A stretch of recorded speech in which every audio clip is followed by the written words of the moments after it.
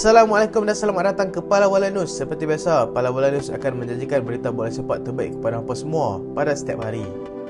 Mari kita lihat keputusan beberapa perlawanan yang berlangsung awal pagi tadi. EPL, Brighton gagal menggunakan kelebihan di tempat sendiri apabila hanya sekadar seri tanpa jaringan dengan Nottingham Forest. Crystal Palace kembali menemui retak kemenangan apabila menewaskan Wolves 2-1 di tempat sendiri.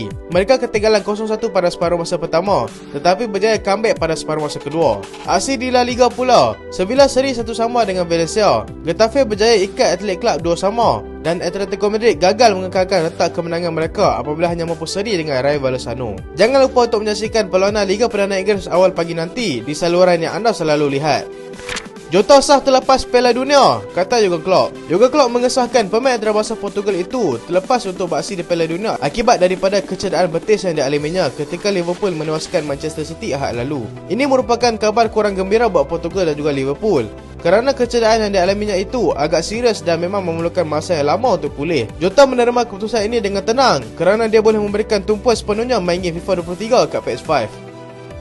Pogba sudah hampir pulih. Walaupun masih diragukan lagi status kecederaan lutut pemain itu, Didier Deschamps mendapat sedikit khabar gembira apabila Pogba dilaporkan akan memulakan semula latihan bersama skuad Juventus. Jurulatih Perancis itu sangat berharap yang dia boleh membawa bersama Paul Pogba ke Qatar nanti, kerana dia adalah antara pemain yang boleh memainkan peranan penting dalam skuad antarabangsa Perancis. Paul Pogba bagaimanapun belum lagi membuat penampilan dalam perlawanan kompetitif bersama Juventus dan diharap dapat memperbaiki lagi tahap kecergasannya sebelum bergerak ke Qatar nanti.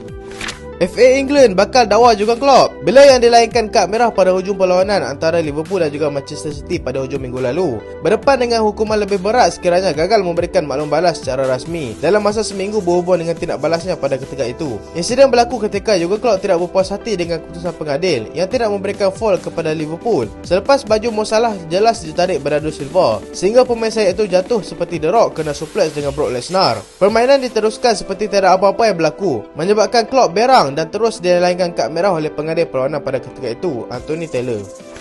Paris Saint-Germain akan ubah taktikal demi Kylian Mbappe. Paris Saint-Germain dilaporkan akan membuat taktikal baru bagi menyelesaikan peranan Kylian Mbappe yang sebelum ini mengkritik pengurusannya kerana memberikan peranan yang berbeza daripada apa yang dia mahukan. Ini juga disebabkan kerana Paris Saint-Germain tidak mahu melepaskan dia keluar menyertai mana-mana kelab di luar sana. Dia mahu bermain di bahagian sayap, tetapi pengurus mahukan dia bermain di center forward, menyebabkan dia gagal memberikan impak yang maksimum kerana dia tidak dapat berada di posisi kegemarannya itu. Dengan taktikal baru ini, dia kembali bermain di bahagian kiri, Neymar lebih berperanan di bahagian tengah dan Messi kekal di sebelah kanan. Dia ni kalau main bola petang-petang mesti jenis yang kuat bebai kalau orang tak pas bola kat dia.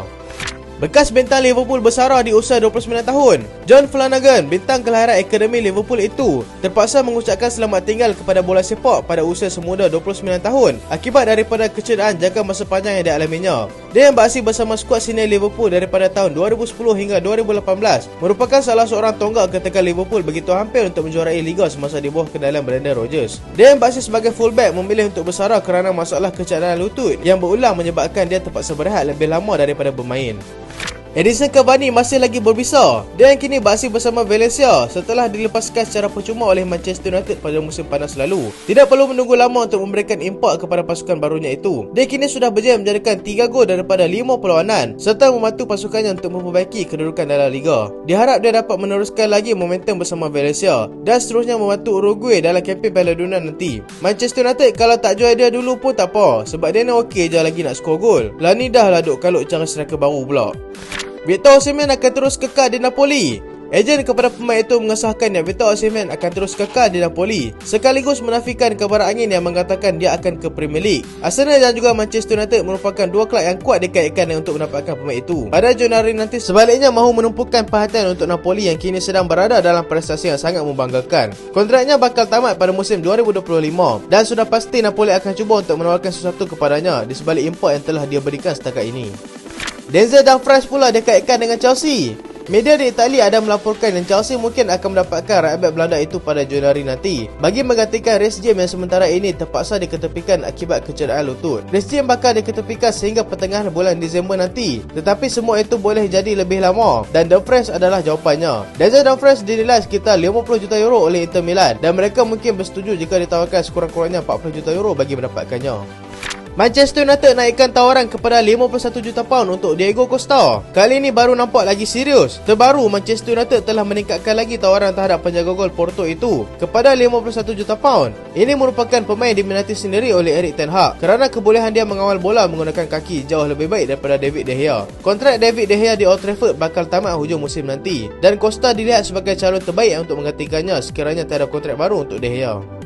Barcelona sedia tawar kontrak baru untuk Dembele. Barcelona telah mengeluarkan kenyataan di mana mereka sudah bersedia untuk menawarkan kontrak baru buat pemain sayap Perancis itu, sambil memberikan amaran kepada Dembele supaya tidak cuba untuk melengah-lengahkan lagi untuk menandatangani kontrak baru. Jika dia cuba melakukan perkara tersebut, Barcelona tidak akan teragak-agak untuk menjualnya di masa depan. Juventus akan menjual Weston McKennie. Juventus dalam persediaan untuk menjual pemain tengah Amerika Syarikat itu pada Januari bagi mendapatkan dana untuk membawa masuk pemain Atletico Madrid, Rodrigo de Paul. Tottenham dilihat sebagai pilihan utama untuk mendapatkan pemain itu. N'Golo Kante hampir pasti berpisah dengan Chelsea. Tiada persetujuan baru dicapai antara kedua-dua belah pihak mengenai rundingan kontrak baru pemain itu yang akan tamat pada musim panas nanti. Kante yang kini masih lagi dalam proses untuk pulih daripada kecederaan mungkin akan memilih untuk keluar secara percuma jika rundingan kontrak barunya masih menemui jalan buntu. Bayern Munich target Marcus Thuram. Bayern diberitakan sangat berminat dengan pemain penyerang Borussia Mönchengladbach itu yang juga merupakan anak sulung kepada pemain legenda Perancis Lilian Thuram. Kontraknya akan tamat pada musim panas nanti dan Bayern akan cuba mendapatkannya secara percuma sekiranya tiada kontrak lanjutan ditawarkan kepada pemain itu. Itulah berita pada kali ini dan terima kasih sebab tengok sampai habis. Jangan lupa like, jangan lupa share, jangan lupa subscribe. Aku Solehan. Assalamualaikum.